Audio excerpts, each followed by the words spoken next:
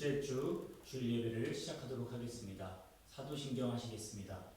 전능하사 천지를 만드신 하나님 아버지를 내가 믿사오며 그 외아들 우리 주 예수 그리스도를 믿사오니 이는 성령으로 잉태하사 동정녀 마리아에게 나시고 본디오 빌라도에게 고난을 받으사 십자가에 못 박혀 죽으시고 장사한 지 사흘 만에 죽은 자 가운데서 다시 살아나시며 하늘에 오르사 전능하신 하나님 우편에 앉아 계시다가 저리로서 산자와 죽은 자를 심판하러 오시니라.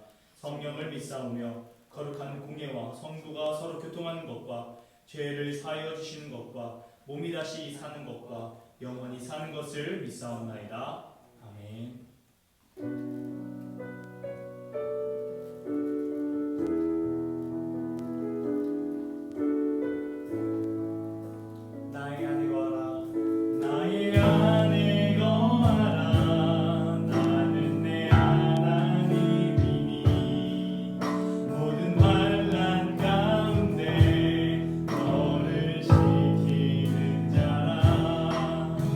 두려워하지 말라.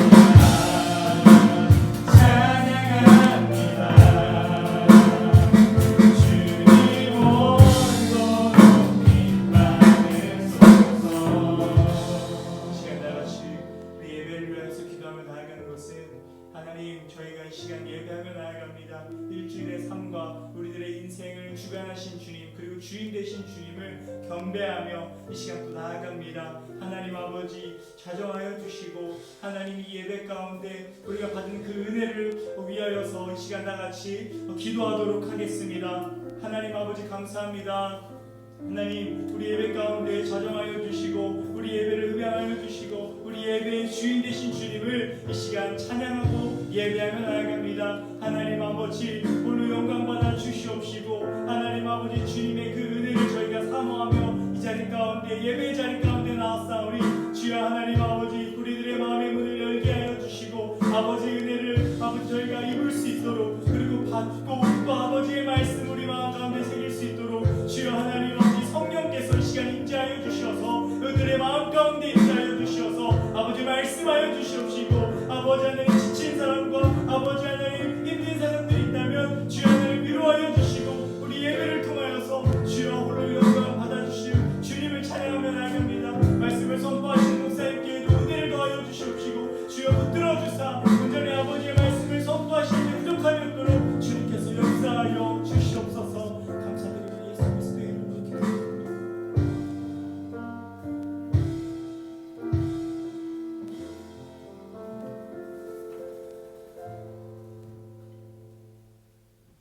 다 같이 기도드리겠습니다.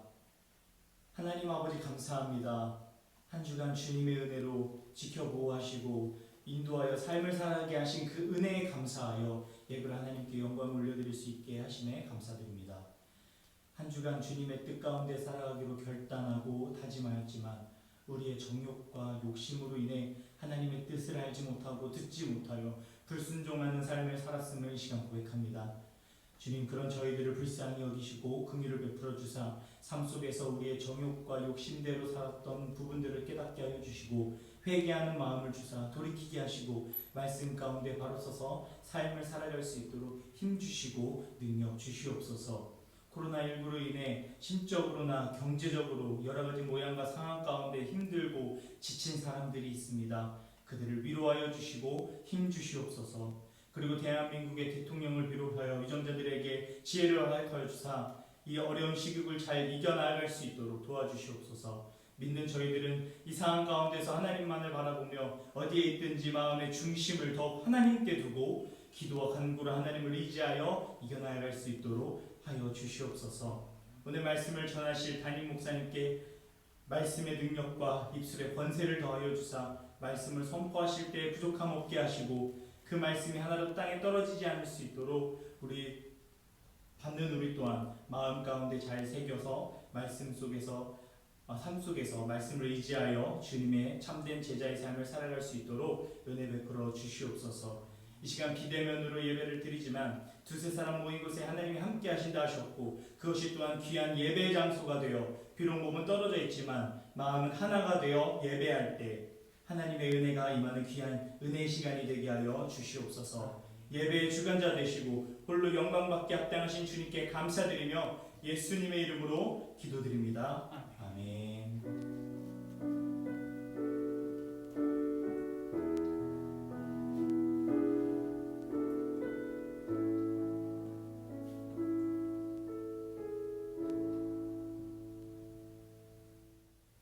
할렐루야. 행복한 교회 온라인 예배를 통해 예배하고 계시는 모든 성도님들을 사랑하고 축복합니다. 지금 여러분 주위에 계신 분들, 아마도 이 영상을 함께 하며 예배하고 계시는 가족분들이라고 생각되어지는데요. 그 가족분들에게 함께 예배해 주셔서 감사합니다 라고 이렇게 인사를 좀 나누셨으면 좋겠습니다. 함께 인사합니다. 함께 예배해 주셔서 감사합니다. 고맙습니다. 교회 소식을 전해드립니다. 많은 분들의 노력과 수고에도 불구하고 코로나19 1일 확진자 수가 많이 줄어들지는 않고 있는 실정입니다. 여러분 조금 지치고 힘드실지도 모르겠지만 우리의 기도를 통하여 일하시는 하나님 아버지의 마음을 기억하며 끝까지 마음을 다해 기도해 주셔서 속히 우리 모두가 한자리에 모여 예배하는 날이 올 수 있도록 여러분 협력해 주셨으면 좋겠습니다. 성도님들의 건강과 안전을 위해 우리 행복한 교회는 당분간 모든 예배를 비대면 온라인 예배로 진행합니다.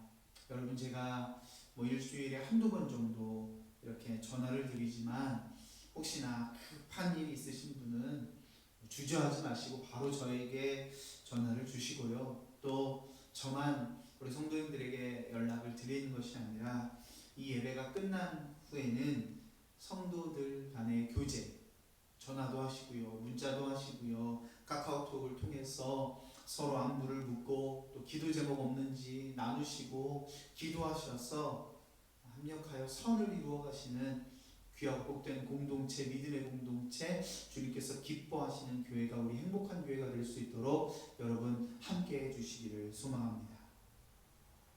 이 시간 저와 여러분에게 주시는 하나님의 말씀을 찾아서 보기로 원합니다. 로마서 14장 8절로 12절까지의 말씀 함께 보시도록 하겠습니다. 신약성경 258면 로마서 14장 8절 12절입니다. 우리가 살아도 주를 위하여 살고 죽어도 주를 위하여 죽나니 그러므로 사나 죽으나 우리가 주의 것이로다. 이를 위하여 그리스도께서 죽었다가 다시 살아나셨으니 곧 죽은 자와 산 자의 주가 되려 하심이라. 내가 어찌하여 내 형제를 비판하느냐? 어찌하여 내 형제를 업신여기느냐? 우리가 다 하나님의 심판대 앞에 서리라. 기록되었으되 주께서 이르시되 내가 살았노니 모든 무릎이 내게 꿇을 것이요 모든 혀가 하나님께 자백하리라 하였느니라. 이러므로 우리 각 사람이 자기 일을 하나님께 짓고 하리라. 아멘. 여러분, 혹시 최근에 아니 이번 한 주간 하늘을 보신 적이 있으신지요? 중간중간 비가 오기도 했지만 참 맑은 날씨였습니다. 저는 그래서 그런 날씨를 보면서 그런 하늘을 보면서 몇 번이고 밖으로 뛰쳐나가고 싶었습니다. 그동안 장마가 길었기에 해를 잘 볼 수 없었고 또 많은 분들이 장마가 길었으니 무더위도 길어질 거다. 9월달까지 많이 더울 거다. 이렇게 말씀하시기도 했지만 최근의 날씨는 그렇게 덥지도 않고 또 맑은 요즘이 참 제게 반갑게 느껴지기도 했습니다. 특별히 하늘을 보면 가을의 문턱으로 우리가 지금 들어가고 있다. 그런 걸 느낄 수 있었던 그런 한 주였습니다. 그런데 아이러니한 것은 이렇게 맑은 날씨에도 마음 편하게 어디 한 군데 나갈 수가 없다는 것입니다. 실내 시설뿐 아니라 야외에서도 감염자가 지속적으로 나오다 보니까 최근에 뉴스에는 한강 시민공원도 폐쇄가 되었다, 이런 기사를 보았습니다. 그리고 추석을 앞두고 골초를 하시는 분들을 위해 재난 문자도 계속해서 들어오더라고요. 이런 현실들 속에서 맑은 날씨가 더 야속하게 느껴지기도 합니다. 갑갑하고 답답한 우리의 상황은 아랑곳하지 않고 너무나도 맑은 날이 된 것이 뭔가 서로 어긋난 우리의 현실같이 느껴집니다. 이렇게 요즘의 날씨와 우리의 상황이 서로 다른 것처럼 저와 여러분이 살아가고 있는 이 사회는 많은 부분에서 합쳐지지 일치되지 못하고 나뉘어져 있음을 보게 됩니다. 비단 정치, 경제, 문화 이런 분야뿐 아니고요. 늘 언제나 같은 방향성 안에서 한 목소리를 내야 할 교회도 마찬가지입니다. 특별히 이번 광복절을 전후로 믿는 사람들이 더 분명하게 나뉜 것 같아 참 안타깝기까지 합니다. 어떤 교회는 이 성도님들이 두 진영으로 나뉘어져 목사님에게 각 진영에 속해 있는 분들이 서로 따로 찾아와가지고 목사님을 압박을 한다는 얘기도 들었습니다. 이쪽 진영에서는 왜 광복절 집회에 대해 비판하는 설교를 하지 않느냐 이렇게 말하고요.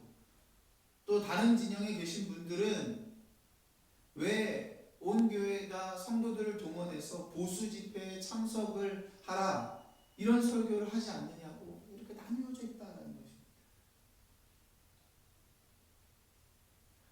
개인적으로 우리 교회 성도님들은 저에게 그런 말씀들 하지 않으시니 얼마나 제가 감사한지 모르겠습니다. 그런데 여러분, 어떤 것이 맞습니까? 그리고 그것을 결정하는 기준은 무엇이고 또 우리 안에 이러한 일들이 생겼을 때 우리는 어떻게 해야 할까요? 함께 보신 본문 로마서 14장 초반부에는 음식과 날짜를 구별하는 그런 일에 대해서 언급한 이야기가 나옵니다.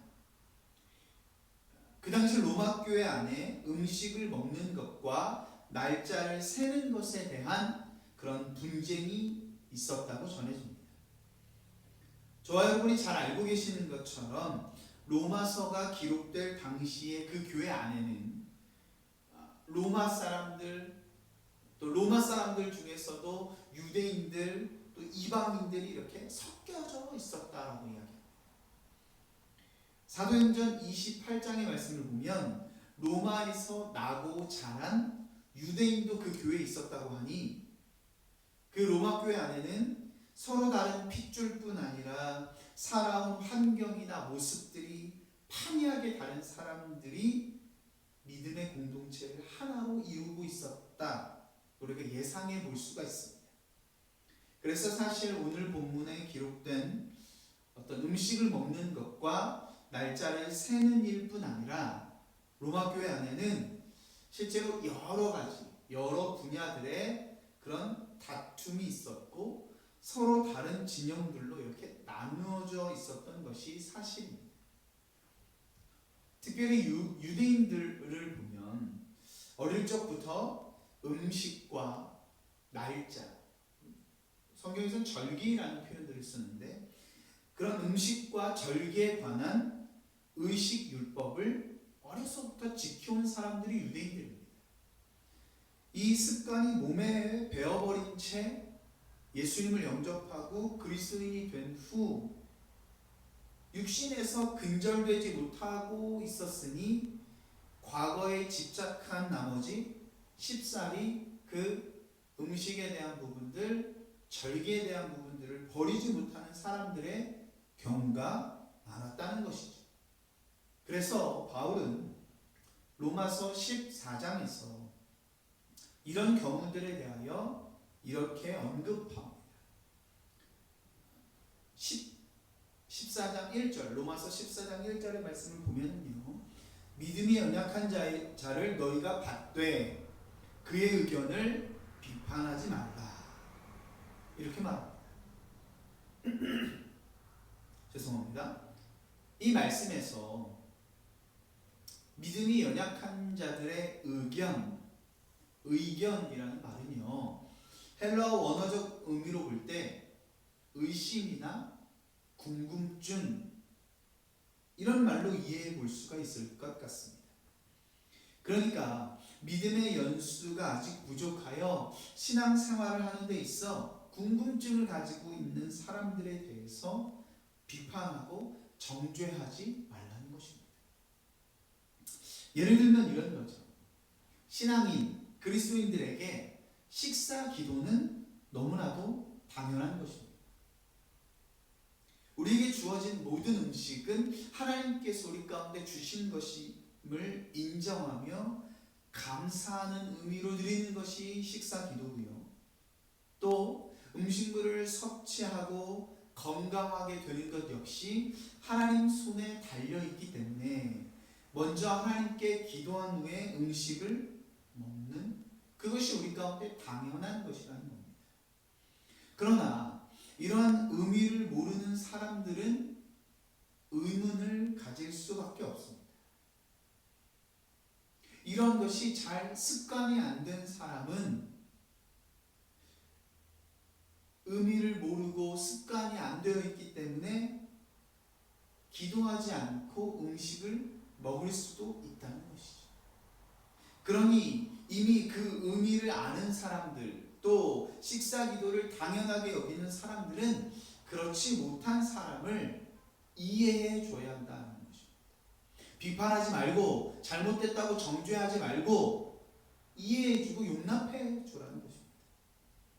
그래서 바울은 로마 교회 안에 여러 다툼의 문제들 중에서 대표되는 두 가지에 대해 이렇게 언급했습니다.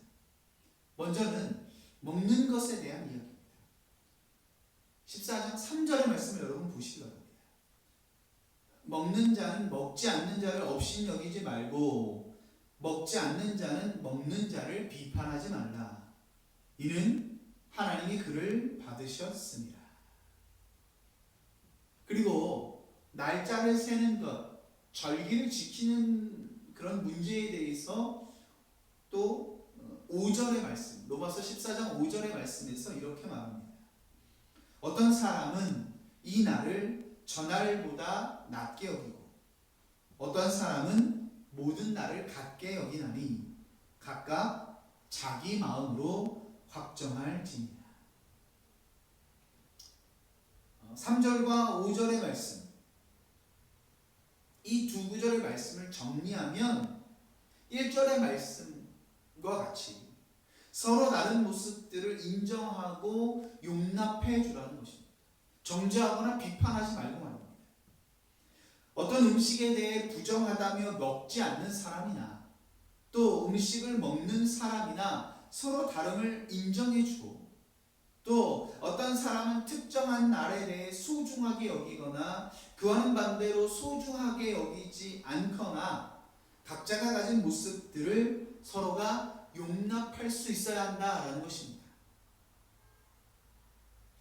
다름을 인정하고 용납하면요, 적어도 다툼은 일어나지 않을 겁니다. 싸우진 않을 거예요, 여러분. 지금 이 땅의 교회들이 직면하고 있는 진짜 문제는 외부 밖에 있지 않습니다. 사실 우리 안에 있습니다. 교회 안에서 서로 다투고 싸우고 있다는 것이 가장 큰 문제가 됩니다. 두 개의 진영이 첨예하게 대립해서 서로가 옳다고 다투는 꼴이 믿지 않는 사람들에게 너무나도 우습게 보이는 것입니다. 물론 믿지 않는 사람에게 보이려고 우리가 신앙생활을 하는 것은 아니죠. 하지만 적어도 우리가 웃음거리는 되지 말아야 할 것입니다. 그러면 바울이 이렇게 믿음 안에서 서로 인정하고 용납하라고 이야기하고 있는 이유가 무엇입니까?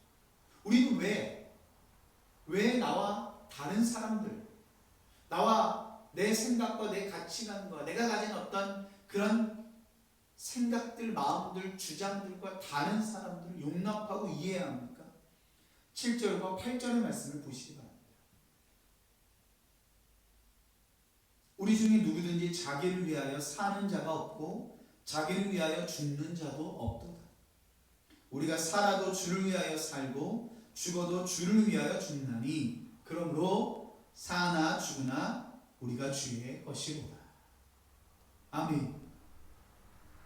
바울은 어떤 음식을 부정한 것이기에 먹지 않는 사람이나 그 음식을 먹는 사람, 또 특정한 날에 대해 거룩하게 지키는 사람이나 그렇지 않은 사람들 모두 다 주님을 위해 살고 또 죽고자 하는 것이기 때문에 서로를 인정하고 용납할 수 있다는 것입니다. 그 목적이 주님 안에 있다면, 그 방향성이 주님 안에 있다면 인정하고 용납할 수 있다는 사실을 이야기하고 있는 것입니다. 예전에 신학교를 다니던 시절에 제 모습을 떠올려 보면 굉장히 열정적이었던 것 같습니다. 월요일부터 금요일까지 정해진 수업 시간, 그것을 제가 소화하는 것은 당연하고 각종 모임과 기도회를 빠짐없이 참석했었던 기억이 있습니다. 어쩌면 조금 부끄러운 얘기지만 수업을 참석하는 것보다 그런 모임, 기도회를 참석하는 것을 더 중요하게 생각했던 제 모습이 있었던 것 같습니다. 왜냐하면 그 모든 것이 주님을 위한 일이라고 생각했고 또 신학생이라면 그렇게 해야 하는 것이 맞다고 생각했기 때문입니다.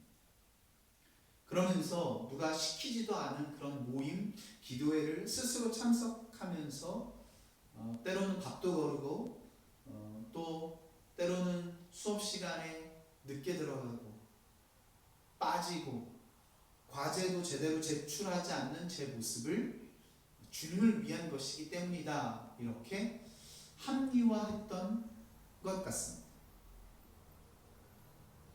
그런 열정 때문인지 모르겠지만, 제 안에 있는 좀 독특한 저만의 열정 때문인지 모르겠지만, 저와 같이 기도 모임을 참석하지 않는 다른 신학생들을 은근히 속으로 비판하고 판단했던 것 같습니다. 아니, 신학생으로서 어떻게 학교를 위해서 또 나라를 위해서 기도하는 모임에 안 올 수가 있지? 어떻게 기도 안 하고 신학생이라고 할 수 있지? 그러면서 그 사람들은 진정한 신학생이 아니라고 착각했던 것 같습니다. 그런데 그런 제 착각, 그런 제 오류는 얼마의 시간이 지나지 않고 제 졸업도 하기 전에 깨져버렸어요. 돌아보니 그 사람들은 그 사람들 나름대로 주님을 위해 살았던 것입니다. 신학생으로서 모든 수업에 빠지지 않고 성실히 참여하며 과제를 제대로 제출하고 또 시험을 잘 치고 성적을 잘 받는 것 역시 주님을 위해, 더 나아가 주님의 영광을 위한 일이었던 것이죠.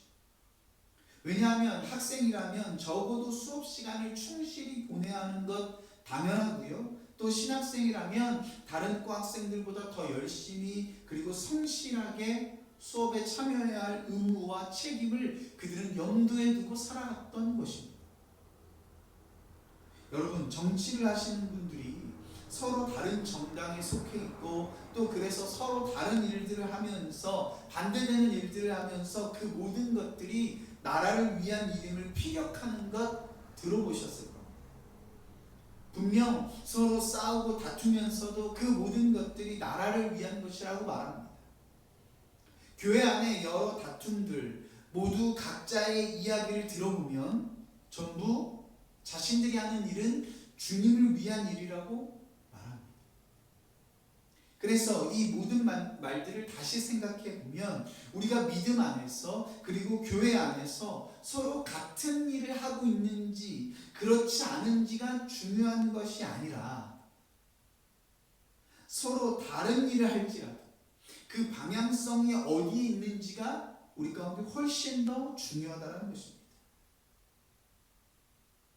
이 사람은 손발을 바쁘게 움직여서 일하고, 이 사람은 하나님 말씀에 집중하는 마르다와 마리아와 같은 삶을 살고 있다. 서로 다른 삶을 살고 있다 할지라도 누굴 위하는가?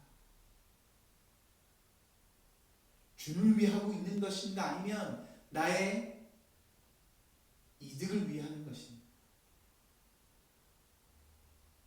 어떤 분들은요, 주님을 위해서 주님의 영광을 위해서 하는 일들이라는 명목하에 자신을 위해 자신의 명예나 권력을 차지하기 위해 할 때가 있어요. 그런데 그런 일들을 우리 가운데 분명하게 구별할 줄 알아야 한다는 것이에요. 그것을 구별하는 것이 우리가 누구인지를 증명하는 방편이 될 수 있음을 우리는 기억해야 합니다.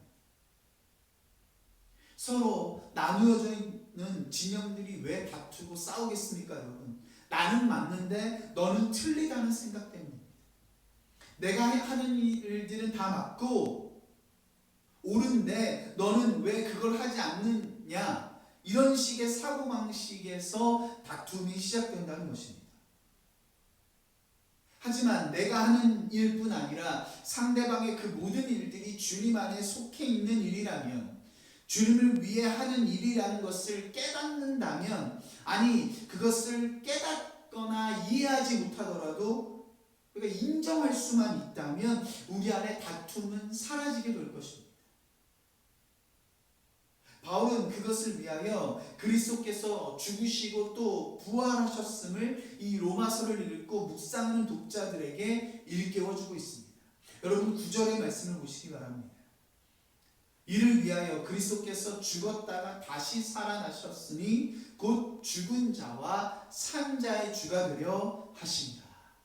아멘. 예수님께서 저와 여러분을 포함한 모든 인류의 죄악을 사해 주시기 위해 십자가에 못 박혀 죽으셨습니다. 이 사실을 믿으신다면 여러분 아멘으로 화답하시기 바랍니다.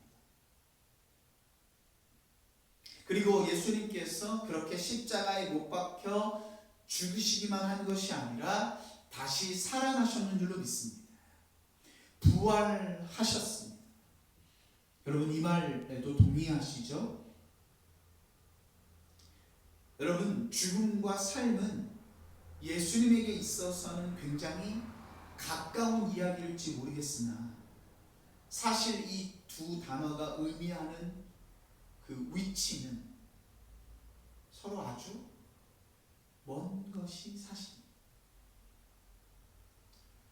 먼 정도가 아니라 절대로 만날 수 없는 위치에 있다고 말씀을 드리는 것이 더 정확한 표현일지도 모르겠습니다.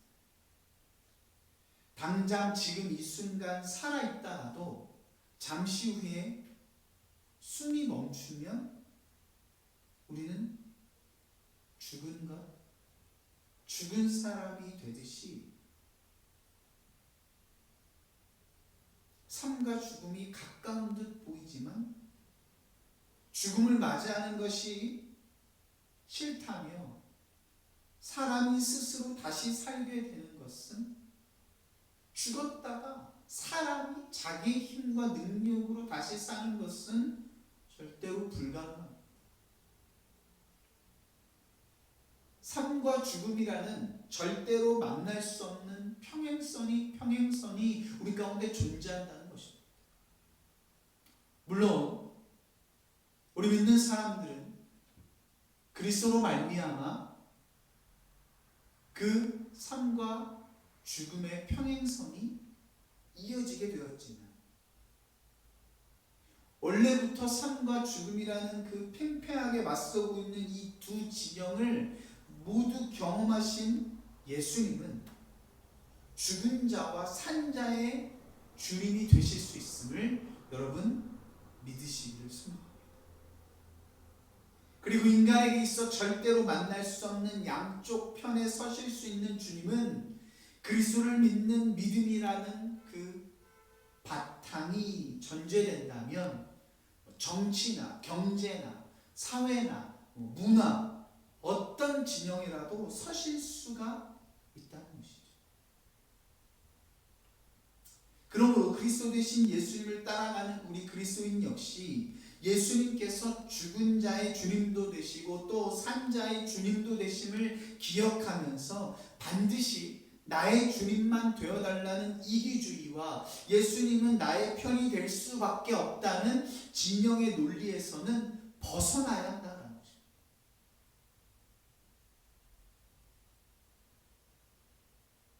주님은 온전히 내 편이야. 저 사람 편은 아니야. 저 사람의 믿음은 잘못된 거야. 저 사람 곁에는 예수님이 안 계셔. 이런 생각에서는 벗어나야 한다. 그리고 우리는 반드시 하나님의 심판대 앞에 서게 될 것을 기억해야 합니다. 그리고 그 심판대 위에서 우리의 행위대로, 우리가 산 모습 그대로 판사가 되시는 하나님의 심판을 받게 될 것입니다. 10절의 말씀입니다. 내가 어찌하여 내 형제를 비판하느냐, 어찌하여 내 형제를 업신여기느냐. 우리가 다 하나님의 심판대 앞에 서리라. 이 말씀에서 비판하다라는 말의 원어적 의미는 잘못되었다고, 틀렸다고 결정해버리는 우리의 마음을 뜻합니다. 그리고 업신여기다라는 말에는 멸시하다, 하찮게 여기다, 무시하다, 이런 뜻을 가지고 있습니다. 그러니까 같은 믿음의 사람들, 그리스도인들 안에서 나의 생각이나 주장과 다른 생각과 주장은 잘못된 것이고 틀린 것이라고 스스로 정해버리고 상대방을 멸시하고 무시하는 행위는 하나님의 심판대 앞에서 그 잘잘못을 따져야 할 문제가 됨을 여러분 우리는 기억해야 합니다. 나는 나와는 다르네? 잘못됐어? 나랑은 다른 삶을 살고 있네? 그 사람은 틀린 거야? 정해버리고 비판하고 무시하고 하찮게 여기는 이런 우리의 모든 행위 하나님 앞에서 심판받을 날이 분명히 온다는 것입니다. 지금 당장은 우리가 어느 한쪽 편에 서는 것이 옳은 것처럼 보일 겁니다. 왜냐하면 그것이 우리가 사는 일이 되기 때문입니다. 내가 좀 편해지는 일이 되기 때문이에요. 나와 같은 편에 선 사람들에게는 공감을 얻을 수 있고 또 그 사람들과의 연대의식 속에서 내 마음도 역시 편해지기 때문이죠. 하지만 저와 여러분이 진짜로 공감을 얻어야 할 분은 저와 여러분을 지으시고 다스리시는 전능하신 여호와 하나님, 그리고 우리 모두를 구원하시기 위하여 십자가에 못 박혀 죽으시고 부활하신 예수 그리스도이심을 여러분 기억하시길 소망합니다. 여러분 우리의 삶에 대하여 누가 공감해 주길 원하십니까? 사람입니까? 전능하신 여호와 하나님과 그의 아들 독생자 예수 그리스도가 되어야 합니다. 단속사회라는 책을 보면 지금 저와 여러분이 살고 있는 이 시대를 가리켜 곁은 파괴되고 편으로 몰아가는 사회다, 이렇게 말합니다. 가장 가까이 할 수 있는 곁은 쉽게 내어주지 않으면서 어떤 편에만 속해 있기를 원하는 사람들이 점점 더 늘어나고 있는 이 사회라는 겁니다. 믿음의 공동체인 교회 역시도 이러한 사회적 분위기 속에 편승되어 이득이 될 만한 편에 속해 있으려는 모습을 보입니다. 어느 편에 서야 내가 소외되지 않고 주도권을 갖고 주류가 되어서 큰 소리를 낼 수 있을지를 판단하는 공동체가 어느 순간 교회가 되어버렸다는 겁니다.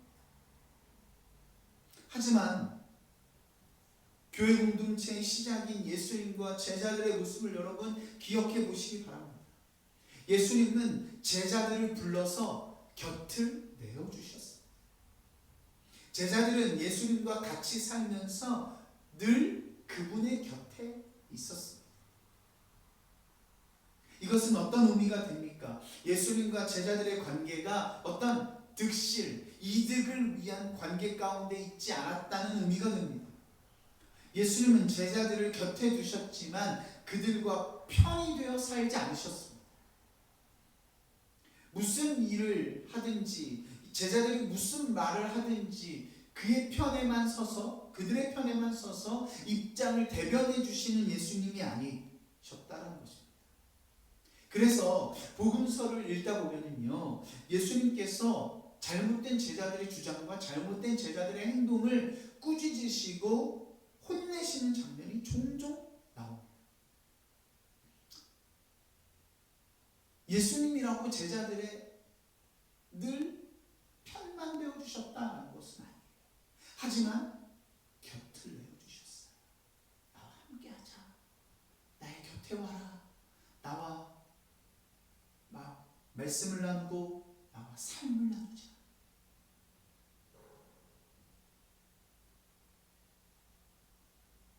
아무리 곁을 내어준 제자들이라 할지라도 잘못된 생각과 판단 그리고 행동을 한다면 따끔하게 혼을 내어 그 모습을 벗어 던질 수 있도록 도움을 주신 분이 바로 예수님이십니다.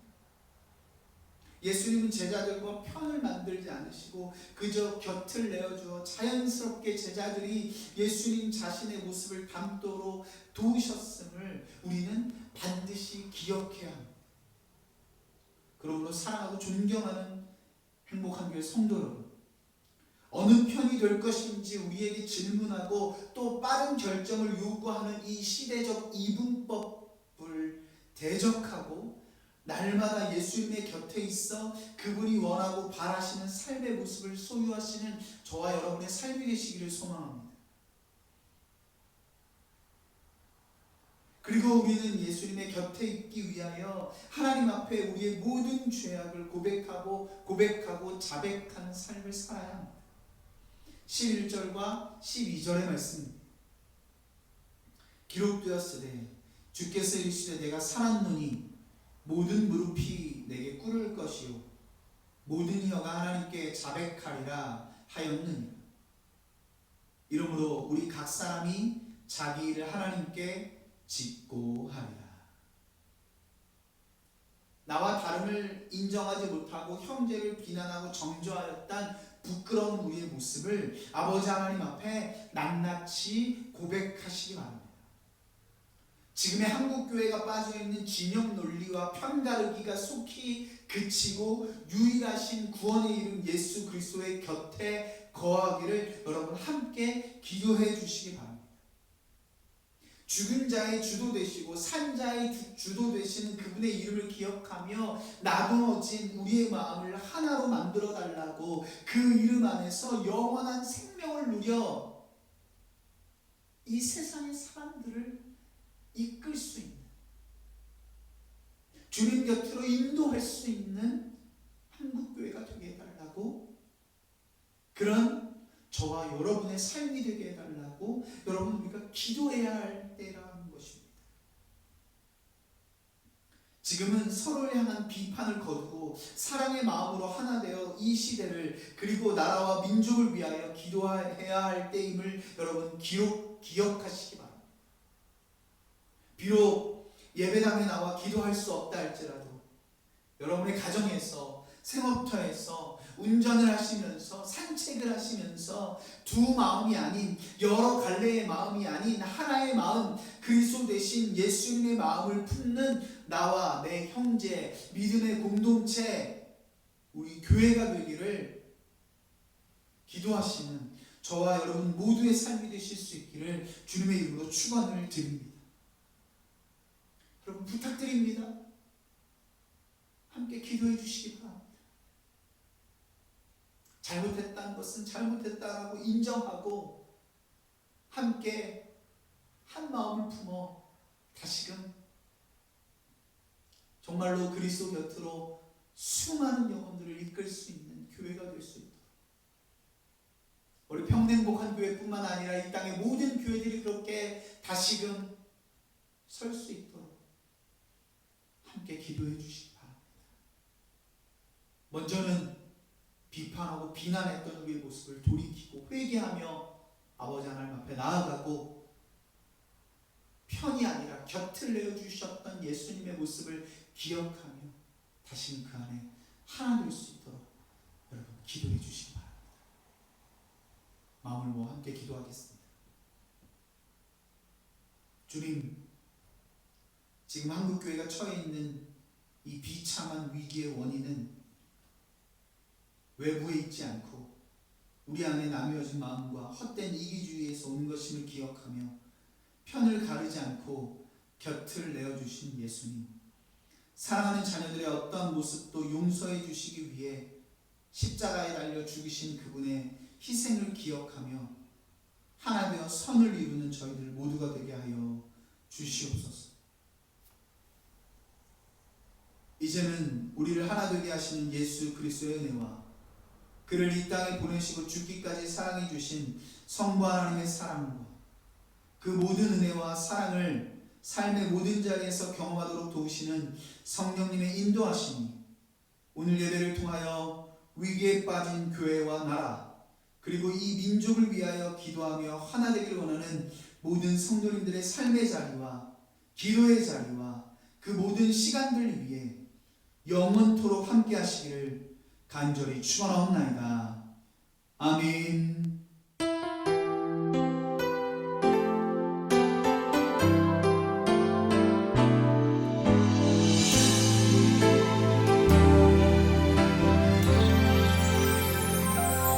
이 어두운 길을 걷는 동안 그대 놓지 말아야 할 등불이 있죠.